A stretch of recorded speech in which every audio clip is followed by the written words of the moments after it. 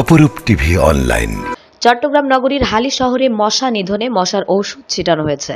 হালি শহর থানা স্বেচ্ছাসেবক দলের সিনিয়র যুগ্ম আহ্বায়ক মীর কাশেমের উদ্যোগে ও চট্টগ্রাম সিটি কর্পোরেশনের পরিচ্ছন্নতা কর্মীদেরকে নিয়ে গতকাল দিনব্যাপী হালি শহরের বি ব্লক, আই ব্লক, কে ব্লকের বিভিন্ন অলিতে গলিতে মশার ঔষধ ছিটানো হয়। এ সময় উপস্থিত ছিলেন মহসিন, হারুন, মেহেদি, রাজু, সাদ্দাম, হোসেন, রুবেল, জামান, রফিকুল ইসলাম সহ এলাকার গণ্যমান্য ব্যক্তিবর্গরা।